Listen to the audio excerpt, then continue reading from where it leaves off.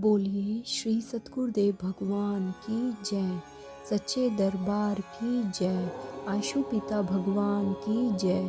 गुरु प्यारे साधकों, आज की इस वीडियो में हम श्रवण करेंगे महाराज जी के जन्म की दिव्य कथा, जो कि महाराज जी ने एक बार अपने श्रीमुख से अपने एक साधक शिष्य को बताई थी।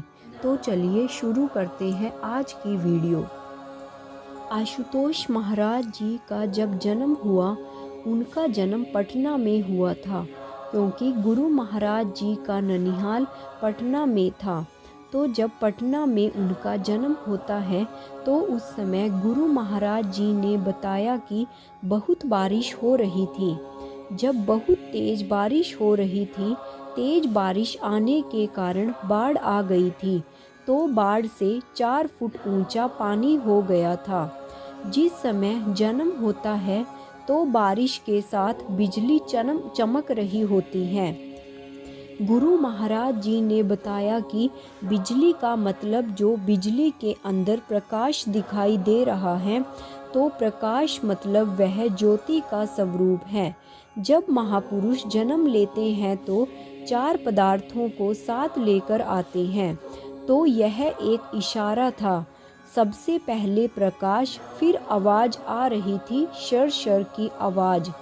तो आवाज़ है, शब्द चल रहे हैं, वो नाम का प्रतीक है। और साथ में आवाज़ें आ रही हैं जोर जोर से, वो अनहद नाद का प्रतीक है। और बारिश जो पानी गिर रहा था वह अमृत का प्रतीक है। महापुरुषों का अवतरण होना मतलब धरा पर 4 पदार्थों का ज्ञान लेकर आते हैं।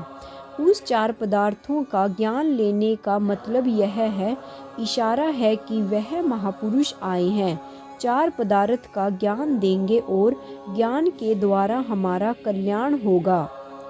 उसका जब हम नाम सिमरन जपेंगे तो हम अज्ञानता में जो फंसे हुए हैं, विकारों में हमारा जीवन धंसा हुआ है, इन विकारों से निकालने आते हैं हमें महापुरुष। तो जब बाढ़ आई होती है, चारों तरफ पानी ही पानी था, तो उस समय अनेकों प्रकार के रोग लगे होते हैं। बाढ़ आने से अनेक रोग लग जाते हैं, जैसे लोगों को लूज मोशन लगे होते हैं, आई फ्लू होता है, बुखार होता है, और भी अनेकों प्रकार के रोग लगे होते हैं।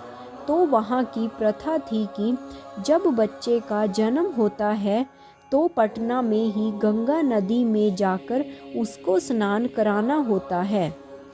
गुरु महाराज जी को पटना में नदी में स्नान कराने के लिए जब लेकर जाते हैं, तो जैसे ही गुरु महाराज जी के चरण लगते हैं तो जो 4 फुट ऊंचा पानी था वो एकदम धरती के लेवल पर हो गया, धरती के लेवल पर आ जाता है। ऐसा ग्रंथों में लिखा है कि गंगा, जमुना, गोदावरी, सरस्वती ये सभी चरण धूल को तरसती हैं कि हमारे को चरण धूल मिले, साधु संत की और हमारा कल्याण हो। इसलिए फिर उसके बाद क्या होता है, गुरु महाराज जी एक बार बाल्यावस्था में थे, घर में श्राद्ध रखे हुए थे।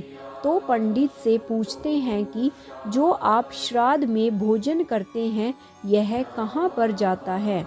तो पंडितों ने कहा, जो हमारे पूर्वज स्वर्ग में जा चुके हैं उनके पेट में जाता है। गुरु महाराज ने पंडितों से क्वेश्चन किया कि आपका पेट है या लेटर बॉक्स। यहाँ पर भोजन किया और वहाँ पर पहुँच गया। तो साथ में गुरु महाराज जी की माता जी भी बैठी थी। वे कहते हैं, नहीं नहीं, ऐसा नहीं कहते बेटे। तो उन्होंने फिर माता जी से क्वेश्चन किया, तो आप बताओ कहाँ पर जाता है। पंडितों का भी मुख नीचे और माता जी का भी कोई जवाब नहीं दे पाए। ऐसी ही कहानी एक बार यह कहानी महाराज जी ने 1945 में अपने साधक शिष्य को सुनाई थी। महाराज जी ने ऐसे ही नूर महल में एक बार भंडारा था, तो महाराज जी ने वहाँ पर प्रवचन किए और इसी कहानी को रिपीट सुनाया। तो वहाँ पर कुछ लोग आए और वो कहते हैं कि हमारे परिवार में भी तो श्राद्ध रखते हैं, तो ऐसे अगर हम नहीं रखेंगे तो विरोध हो जाएगा। तो गुरु महाराज जी ने कहा, नहीं, किसी को परेशान नहीं करना, परिवार में किसी कारण लड़ाई झगड़ा नहीं होना चाहिए। आप श्राद्ध रखो, उनको खुश रखने के लिए आप श्राद्ध भी रख सकते हो। यह तो एक संसार या पारिवारिक रीति है, इसका ज्ञान से कोई लेना देना नहीं।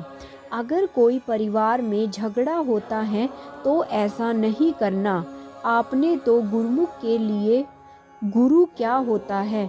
गुरु माने शुभ दिन शुभ घड़ी याद पड़े जब नाम, लगन मुहूर्त झूठ है और बिगड़े काम। जो गुरुमुख है, जिसके पास ज्ञान है, उसके लिए सभी दिन शुभ होते हैं। तो बोलिए श्री सतगुरुदेव भगवान की जय, सच्चे दरबार की जय, आशु पिता भगवान की जय। जय श्री राम।